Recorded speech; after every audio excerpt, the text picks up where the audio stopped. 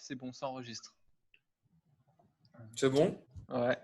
Bon, bah les gars, c'est parti. Hein. Alors attends, regardez pas l'écran pendant 10 secondes, le temps que je lance.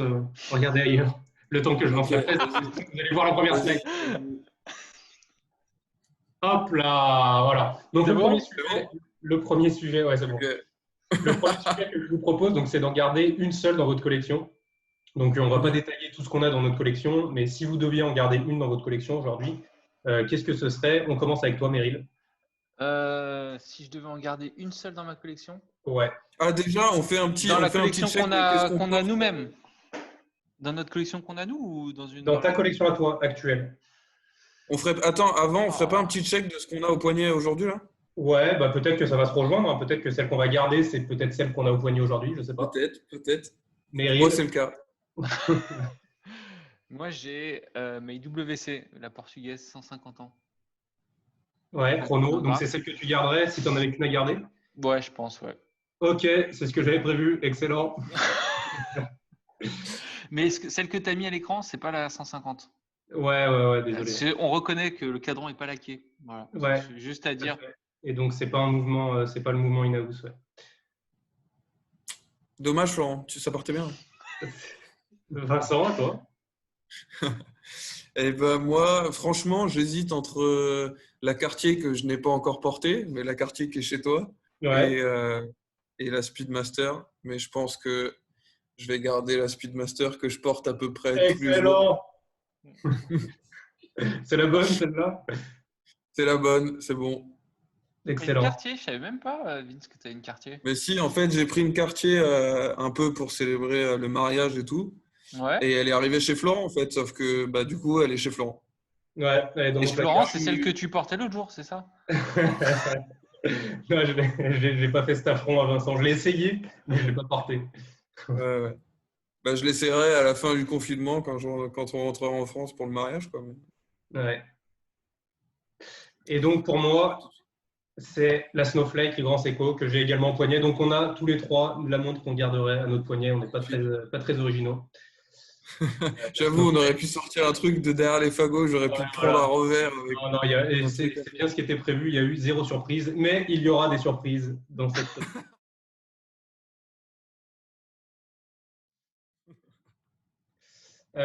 Second sujet. Non, mais bravo. La première montre dont vous vous rappelez, pas forcément mécanique, ça peut être une montre quartz, une cheater, comme Archie appelle ça. Donc moi, de mon côté, c'est une Calvin Klein. Qu'on a eu ou juste… Un peu reverso sur les bords. Ouais, loin. Le thème, c'est la première déco, quoi.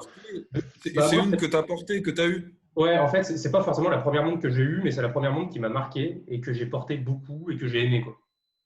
Ok.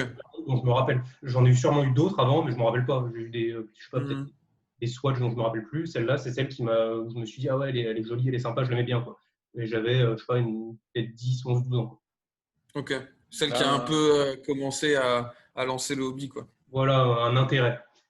Ouais, ok. Ah, moi, j'aurais dit la Navitimer de mon père. Quand j'étais tout petit, il jouait vachement avec les chronos. Ah, d'accord, tu jouais avec la Navitimer, d'accord, très bien. Mais tout petit, tu vois, genre… Ah ouais, donc… à 4-5 ans, quoi, tu vois. Moi, j'adorais cette montre. D'accord. Du haut de gamme tout de suite. Stylé. Vince? Vas-y, tu veux continuer, Meryl ou… Non, bah après, celle que j'ai eue, c'était ma Bell & Rose pour mes 18 ans. Ouais. Mais celle qui m'a… Ouais, sinon, j'avais une Flic-Flac bleue avec… Elle t'a marqué ou pas? Non, pas trop. Ouais. Non, si, j'ai eu… Si, une montre importante qui m'a marqué, c'était… D'ailleurs, je l'ai toujours. Je peux aller vous la chercher. C'est une Festina que ma grand-mère m'avait offerte. Mais n'empêche, cette marque, je ne sais pas si vous vous souvenez, mais à un moment, tout le monde en avait des Festina. Ah ouais, bah, c'était fin des années 90. Ouais. Et on m'avait acheté ça pour mon anniversaire. Pareil, il y avait un chrono dessus. Et genre, je me souviens, j'arrêtais pas de la mettre à l'heure. Toutes les 5 minutes, tu vois, je peaufinais pour être sûr qu'elle soit pile poil à l'heure. Énorme. Très bien. Et ben moi, c'était, je pense que ça doit être ma première automatique, une Seiko 5, où c'est vraiment la première fois où je me suis dit, OK, j'ai envie d'avoir une montre stylée. Et je me suis vraiment posé à chercher sur Internet comment ça marche les montres, c'est quoi une montre automatique et tout. Et du coup, je tombais sur les Seiko 5. Les gens disaient que c'était bien. Et j'ai fait mes recherches. Et c'est vraiment la première fois où je me suis investi dans le truc, quoi. Et du coup, mais je l'ai plus, ce Seiko, malheureusement. Mais, c'était là. Ah non, impossible de dire laquelle c'est, mais elle avait un cadran noir et la date et le jour, quoi. Parce que les Seiko 5, tu peux les personnaliser. Mais j'avais mis, tu vois, c'était une pas plongeuse, quoi, vraiment très habillée, un peu comme celle la première ligne, celle tout à droite. Celle-là? Non, tout à droite. Encore une après. Ok. Mais j'avais mis un bracelet en cuir noir après et tout, je m'étais un peu fait chier, quoi. Ouais, voilà, un peu comme ça. Ah, il y a un bracelet un peu style rouleau.